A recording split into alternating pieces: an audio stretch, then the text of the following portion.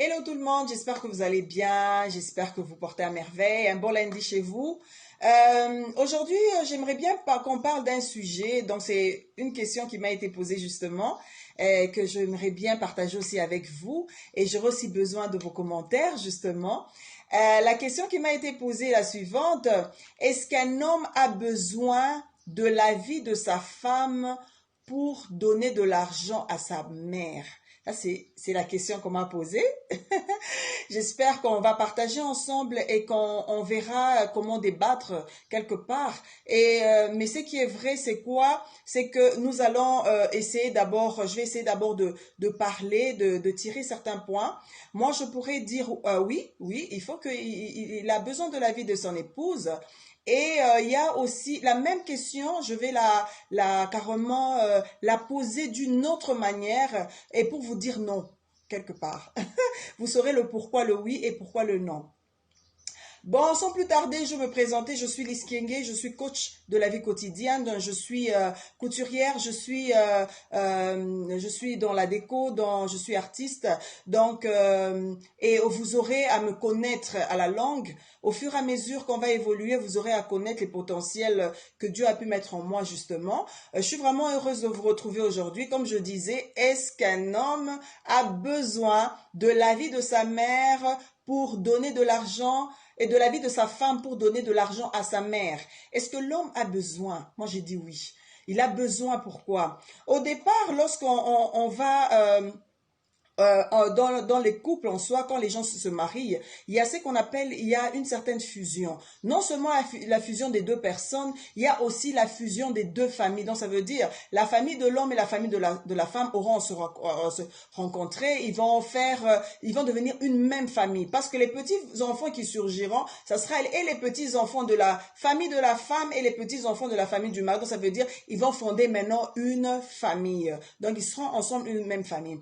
La femme au départ, elle a pour sa famille, elle a de l'amour, de l'affection, elle connaît les membres de sa famille, elle sait que mon frère est comme ça, ma soeur est comme ça, ma soeur elle est des fois un peu tête en l'air, mon frère est comme ça et tout. Donc cette femme-là, elle sait quand même quelque part, elle sait que dans ma famille, il y a d'autres qui sont un peu comme difficiles, il y a ceux qui sont bien, mais maintenant, la même chose, elle doit aussi s'adapter dans la belle famille. Pourquoi? Parce que l'amour qu'elle a pour sa famille, pour son père et sa mère, c'est un amour inné. Donc ça veut dire, c'est un amour sans condition. Elle est obligée, elle a trouvé peut-être des frères et sœurs déjà vivants, donc ça veut dire elle est peut-être une petite sœur, donc ça veut dire elle est obligée de s'adapter avec sa famille. De la même manière qu'elle s'est adaptée avec sa famille, c'est de la même façon qu'elle devra s'adapter avec sa belle famille. Donc ça veut dire elle doit avoir quand même une concentration aussi pour sa belle famille. Donc ça veut dire elle ne doit pas, quand elle est mariée, toujours maman, papa, mais elle doit aussi voir et ses belles sœurs et ses beaux-frères et ses beaux-parents. Donc ça veut dire, ça fait la part des choses. Pourquoi je vais dire oui? Le mari doit demander quand même l'avis de sa femme. Il doit quand même, est-ce qu'il a besoin de l'avis de sa femme pour donner de l'argent à sa mère? Oui. Il a besoin vraiment de l'avis de sa femme. Parce que le mari en soi, lorsque on parle de budget familial, donc ça veut dire l'homme et la femme doivent se mettre ensemble pour budgétiser le mois et ensemble, ou bien même ceux qui ont, ils peuvent même budgétiser toute une année, même 3 mois, même 6 mois. Donc ça veut dire, ça dépend des revenus d'un chacun. Donc ça veut dire, lorsque ensemble l'homme et la femme se mettent pour budgétiser, l'homme peut en parler, il peut dire à sa femme, juste lui dire au fait, ma mère a besoin des soins médicaux. C'est pas demander. Ça, j'ai pas dit. J'ai pas dit qu'il va demander l'autorisation. Ça, j'ai pas dit. J'ai dit l'avis. Oui. Il va juste dire à la femme, au fait, ma mère est souffrante, ma mère a besoin de telles choses. Est-ce que pour le moment, comment est-ce que tu vois? Si c'est dans l'urgence, on doit le faire urgemment. Mais si c'est pas dans l'urgence, c'est quelque chose, par exemple, on veut construire une maison pour maman, on veut faire ceci pour maman, on veut faire ceci pour papa et maman. Donc ça veut dire, c'est savoir comment faire pour à chaque mois commencer à essayer d'épargner ensemble pour essayer d'aider les parents. Ça c'est dans le sens où j'ai dit oui. Maintenant, la même question, qui m'a été posée. Moi, j'essaie de la formuler, donc de la réformuler d'une autre manière pour en faire ressortir le non, justement. Dans le cas où cette question, c'est la même question, mais je la repose différemment. Je dis ceci, je dis, est-ce que l'homme doit demander l'autorisation à sa femme avant d'aider sa mère? C'est ça ma question. Ça, c'est demander l'avis de sa femme pour aider la mère. Est-ce qu'il doit demander l'autorisation? Demander l'autorisation, c'est un peu trop strict, hein? Moi, je trouve que c'est un peu trop strict et trop dur. Pourquoi? Quand tu vas demander l'autorisation à ta femme, c'est comme si tu es un enfant et tu vas demander l'autorisation à papa pour sortir, à maman pour sortir. Là, ça devient un peu bizarre. Mais l'homme, ce qu'il a à faire, je ne pense pas que l'homme doit demander l'autorisation à sa femme pour aider sa famille. Je ne pense pas. Je ne crois pas.